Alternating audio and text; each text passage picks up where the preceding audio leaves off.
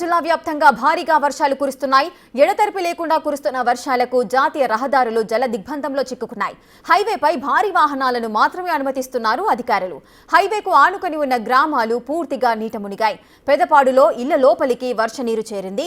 దీంతో స్థానికులు తీవ్రంగా ఇబ్బంది పడుతున్నారు. దీనిపై మరింత సమాచారం మా ప్రతినిధి షణ్ముఖ్ అందిస్తారు.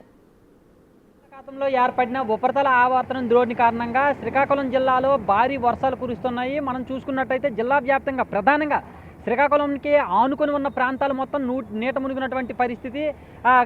ఆర్టీసీ కాంప్లెక్స్ కావచ్చు, ఇలాంటి లోతట్టు ప్రాంతాలన్నీ నీట మునిగాయి. ఇప్పుడు ప్రస్తుతం మనం విశాఖపట్నం ఒరిస్సా జాతీయ రహదారి పైన ఉన్నాము. పెద్దపాడు గ్రామానికి సమీపంలో ఉన్న ఈ జాతీయ రహదారి ఏదైతే ఉంది, ఈ జాతీయ రహదారి పూర్తిగా నీట మునిగినటువంటి పరిస్థితి. దీనివలన వాహనదారులు ఎవరైతే ఉన్నారో వాళ్ళందరూ కూడా తీవ్రంగా ఇబ్బంది పడుతున్నారు.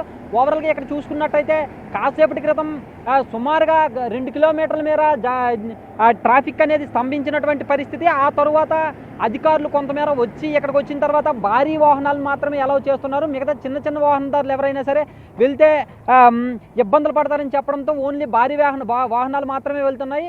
బైకర్లు కావచ్చు, లేకపోతే ఆటోలు కావచ్చు, ఇటు నుంచి వెళ్ళడానికి ఇబ్బంది పడుతున్నారు.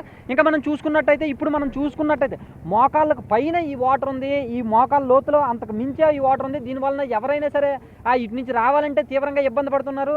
లోతట్టు ప్రాంతాలు అనుకుంటే పర్వాలేదు, కానీ జాతీయ రహదారి పైన ఈ పరిస్థితి ఉంది అంటే చుట్టుపక్కల గ్రామాల్లో ఎలాంటి పరిస్థితి ఉందనేది మనం క్లియర్గా అర్థం చేసుకోవచ్చు.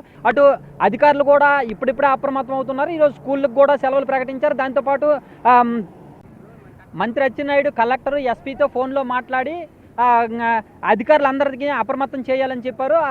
అధికారులందరూ కూడా గ్రామాల్లో నీట మునిగినటువంటి గ్రామాలు ఏవైతే ఉన్నాయో ఆ ప్రాంతాలను పరిశీలించి వాళ్ళకి ఇబ్బందులు లేకుండా చూడాలని చెప్పేసి కూడా ఆదేశించారు. ఈ వర్షం ప్రభావం ఏదైతే ఉందో ఈ ప్రభావం తగ్గినంత వరకు కూడా అన్ని శాఖలు కూడా సమన్వయంతో పనిచేయాలని ఆదేశించారు.